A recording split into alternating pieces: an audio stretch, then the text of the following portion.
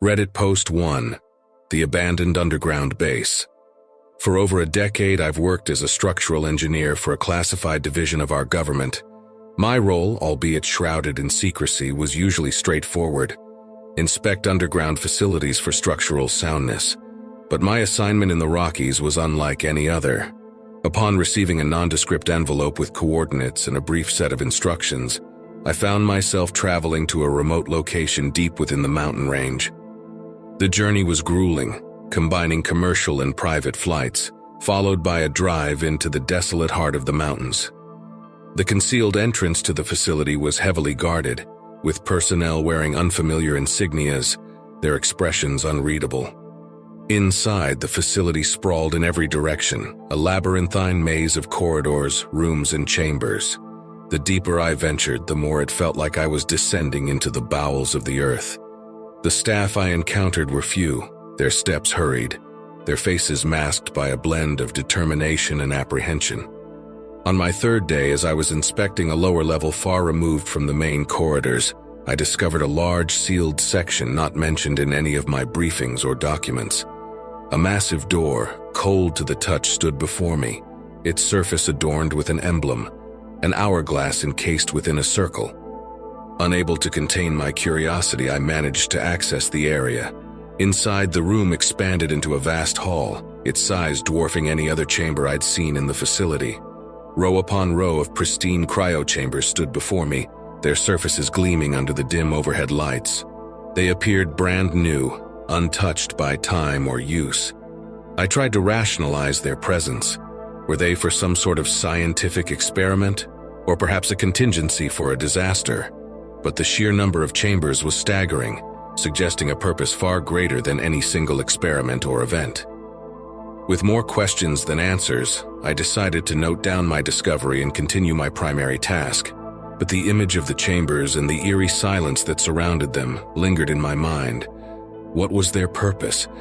And why was their existence hidden from me?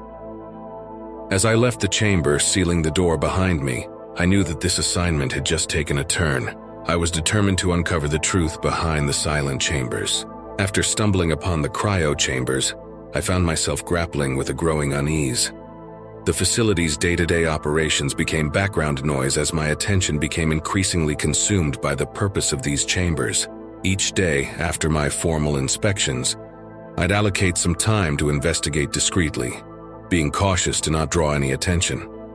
As days turned into weeks, I managed to chart out a significant portion of the facility, marking areas of interest.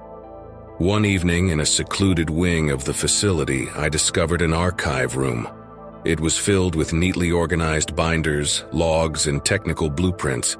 The room was a treasure trove of information. It seemed that in a facility so vast, this place had been forgotten or overlooked. I began sifting through the documents, searching for any reference to the cryo chambers or their intended use. After hours of perusing, I found a binder labeled Project Epoch. The contents were a revelation. Project Epoch outlined a contingency plan in response to a looming event referred to only as the Nexus. While the exact details of this event were frustratingly vague, the urgency and gravity with which it was discussed were palpable. The project's primary objective was clear: ensure the survival of humanity through a prolonged period of adversity. The cryo chambers were designed to house a select group of individuals. A detailed criterion was outlined, focusing on expertise, skills, and genetic diversity. These individuals, once preserved, would remain in stasis for an unspecified duration, presumably until it was safe to emerge. The most unsettling document was a timeline, indicating that the initial phases of the Nexus were already in motion. The full event, with its dire implications, was projected to come to a head within the next decade. With each page, a growing sense of dread washed over me. The magnitude of what I was reading, the implications for humanity, and my inadvertent role in it all was overwhelming. I decided to document and photograph as much as I could. If this information was as vital as it seemed, it needed to be safeguarded. Every night after my investigations, I'd return to my quarters and compile my findings. The truth was slowly coming into focus, but the deeper I delved, the more I felt the weight of responsibility. Uncovering the purpose of the cryo chambers was just the beginning. The real challenge was deciphering the enigmatic event that necessitated their use. After weeks of gathering evidence, I had amassed a significant amount of information on the facility's purpose and the mysterious Nexus event. Every evening, I painstakingly organized my findings in my quarters, ensuring everything was cataloged and documented. The scale of the facility was astounding. Based on the areas I had managed to inspect, I estimated there could be upwards of 50,000 cryo chambers in this place. The infrastructure was meticulously designed, with vast stockpiles of food, water, and other essentials. It seemed like they were gearing up to support a substantial population underground for an extended period. However, one evening, as I returned to my quarters, I was met with an unsettling sight. My room was spotless, devoid of any trace of the documents and photographs I had collected. Everything was gone. There was no note, no explanation, just an empty room. The following morning, I was promptly summoned to the main office. With little ceremony, I was informed of my reassignment to a different project and that I was to leave the facility immediately. The swiftness of the decision and the lack of any explanation left me bewildered. Ever since my abrupt departure, the enigma of the facility and its objective has lingered in my mind. If the documents I uncovered were accurate, and this Nexus event is as imminent as they suggest, it won't be long before its implications become globally evident. That's the extent of what I can share. The events transpired last winter, and the uncertainty has been a constant companion since. There are other details, nuances that might provide more clarity, but I'm wary of sharing too much and jeopardizing my anonymity. All I hope is that this account might resonate with someone who has more information on the matter. Stay vigilant and stay curious. Post 2. Whispers from HAARP. Hey everyone. For years I've worked in various classified assignments due to my military background, but there's one that's been weighing on me, and I feel the need to share. I was stationed at HAARP with top-secret security clearance. For those unfamiliar, HAARP is located in the remote parts of Alaska. And let me tell you, it's as isolated as you'd imagine. The biting cold, the perpetual snow, and the vast silent landscapes. It's not a place for the faint-hearted. The gig paid considerably more than my previous assignments, mainly due to the relocation and the intense nature of the job. Now, within the facility, my primary role was to monitor security cams from the control room. One evening, a few months into my tenure, something caught my attention. I observed a group of scientists in a heated discussion in one of the labs. The microphone on this particular cam picked up bits and pieces of their conversation. They were talking about an event related to Louisiana. At the time, it didn't make much sense, but then Hurricane Katrina happened shortly after, and the pieces started falling into place. Additionally, the ambiance of HAARP was always unique, filled with the low hum of machinery and equipment. But that night, the intensity and frequency of the hum seemed different, more purposeful. This incident was just the beginning of several anomalies I noticed during my time there, and with each occurrence, the web of mystery only thickened. The deeper I delved into my night shifts at HAARP, the more the anomalies stacked up. Around the time of the devastating Pacific tsunami, I distinctly recall observing that same group of scientists. Their demeanor was starkly out of place. They appeared unusually jubilant, almost as if they were reveling in some grand achievement. Muffled conversations I caught hinted at words like successful, phase 2, and on track. Time seemed to blur in that cold, remote facility. Some nights, zones within HAARP would go dark on my feeds, completely inaccessible. These blackouts weren't random. They always coincided with an intense amplification of the facility's omnipresent hum, eerily reminiscent of what I'd observed during the period leading up to Hurricane Katrina. There were also these covert late-night deliveries. Trucks would pull into the facility under the thick blanket of Alaskan darkness. I couldn't discern what was being transported, but the secrecy surrounding these deliveries piqued my curiosity. With each passing night, my unease grew. The cryptic actions of the scientists, the peculiar blackouts, the clandestine deliveries, all painted a picture that didn't sit right with me. But every attempt to get answers was met with evasion or bland explanations about routine checks and periodic equipment recalibrations. It felt like I was caught in a whirlwind of secrets, and the weight of the unknown started to take its toll on my psyche. But nothing rattled me more than that one evening when, out of nowhere, a distorted voice echoed through the facility's PA system, endlessly repeating a series of coordinates. Curiosity got the better of me, and I jotted them down. A quick search later, and to my shock, I found they matched the exact location of a recent earthquake's epicenter. The realization was chilling. Were we predicting these events? Or even more sinister, were we causing them? The connections became too tangible to ignore. The weirdly timed discussions of the scientists, their odd celebrations during global disasters, the secret late-night deliveries, and now these coordinates. It all formed a picture that was becoming clearer and yet more disturbing. The silent, cold expanses of Alaska around HAARP only amplified my feelings of unease. The days turned into restless nights, where the vast stretches of wilderness seemed to echo the vastness of the secrets I was inadvertently uncovering. As my time at HAARP continued, the dots began to connect, forming an image I wasn't sure I wanted to see. But deep down, I knew I couldn't keep this to myself forever.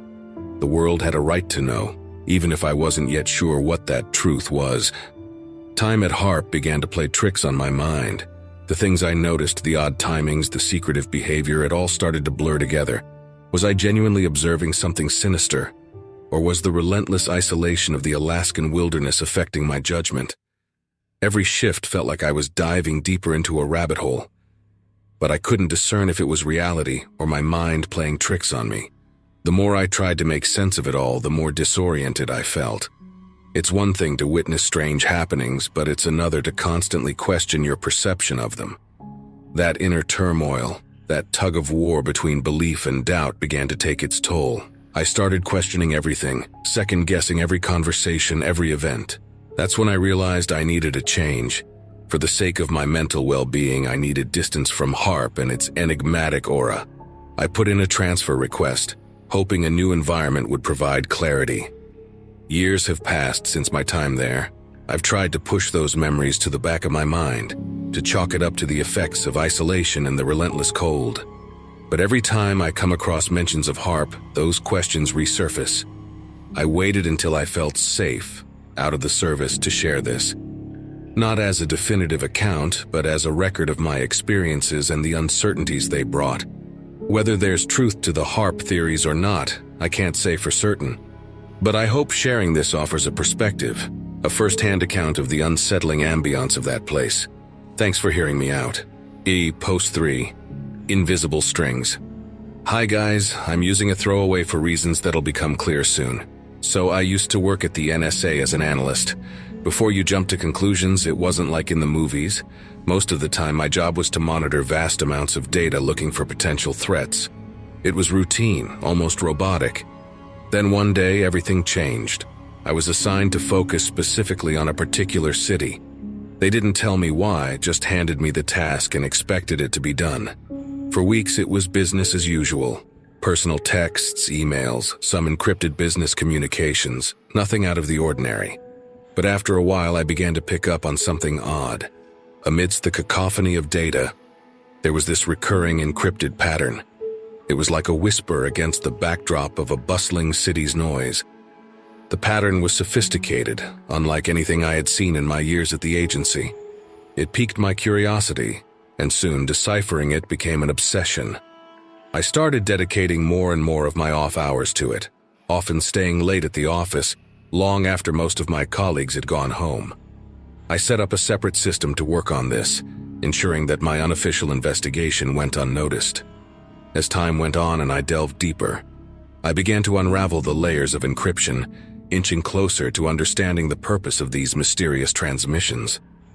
My curiosity grew with each passing day, and believe me, the magnitude of what I was about to discover was something I could never have anticipated.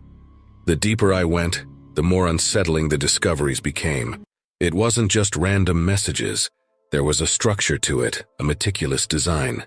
These encrypted directives detailed strategies for online interventions, guiding certain search engine results to the top, manipulating the algorithms of popular social media platforms, and even influencing the content of online advertisements targeted at specific individuals. It was like they were trying to puppeteer an entire city's online experience. But why? What was the end game here? The more I pieced together, the more I realized this wasn't just about collecting information. It was about influence. The project aimed to subtly steer the thoughts, feelings, and beliefs of the city's population. Every click, every like, every share was being used to build a psychological profile, and those profiles were being used to craft personalized online narratives for individuals. The name Project Mind Mold appeared in one of the decrypted files. It was chilling to think that there was a deliberate effort to mold minds, to shape perceptions and beliefs without people's awareness. I began to connect the dots. Remember that local election where the underdog candidate won unexpectedly? Or that sudden surge in support for a previously unpopular city policy? It all started to make sense. This wasn't just about monitoring, it was about control. One night as I was working late, I stumbled upon a set of audio files. Curiosity got the better of me and I played one. To my horror, it was a conversation between two higher-ups discussing the success rates of their interventions and the next phase of the project. They spoke about it with such casual detachment, as if manipulating the fabric of a community's reality was just another day at the office. I knew I was treading dangerous waters. The gravity of what I was uncovering was overwhelming. If this was just one city, could there be similar operations elsewhere? How deep did this rabbit hole go? And more importantly, what should I do with this information? Days became a blur as I wrestled with the ethical implications of my discovery. I was torn between the oath of confidentiality I had taken when joining the NSA and the moral responsibility I felt towards the unknowing public. The very fabric of democracy was being undermined, and here I was, in the eye of the storm. I started to feel the weight of my knowledge. The office, once a place of routine, now felt oppressive. Every glance from a colleague, every casual conversation, made me wonder if they knew, or worse, if they suspected that I knew.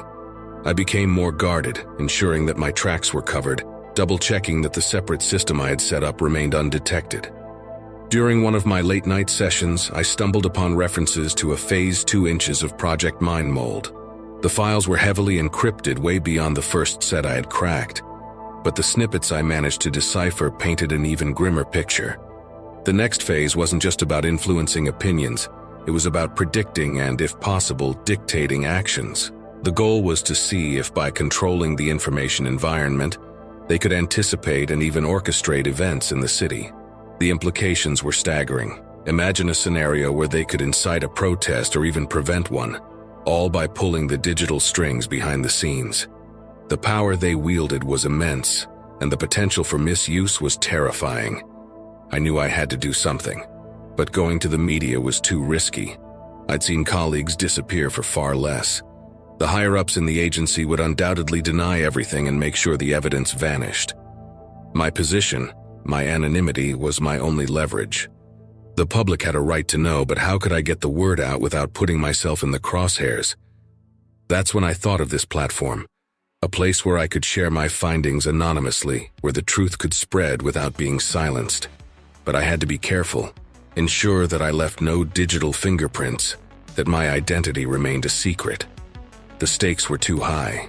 I spent weeks meticulously compiling the information, ensuring that any traceable metadata was scrubbed clean. I also set up multiple layers of encryption to protect myself.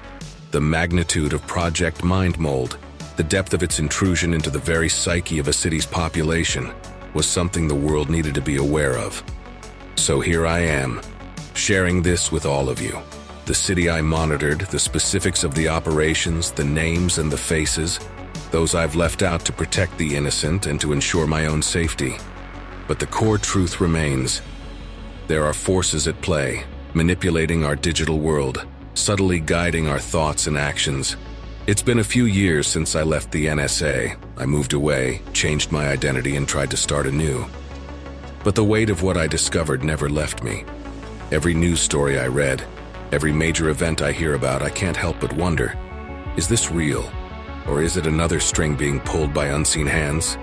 I waited to post this, hoping that time would make it less likely to be traced back to me. I've broken numerous NDAs and potentially put myself at risk by sharing this. But the public deserves to know. Always question, always be vigilant. In this age of digital omnipresence, the line between reality and manipulation has never been blurrier. I can't say much more without risking my identity. Just know that there are those of us, even within the system, who believe in the truth, who believe in the right of the public to be informed. Stay aware, stay safe, and remember, not everything online is as it seems. Thank you for joining me tonight, dear friends. I have a confession to make. Last night, as I laid down, tears streamed down my face. The weight of a harrowing statistic weighed on my heart. 90% of viewers are not subscribed. It's a sting sharper than a bee, a cut deeper than the Grand Canyon. Every time I see that number, it's like a splash of cold water on a winter morning. So if you've enjoyed this content and can find it in the generous chambers of your heart, please hit that subscribe button. Maybe tonight I can rest without the salty embrace of my own tears. Thank you, and until next time, good night.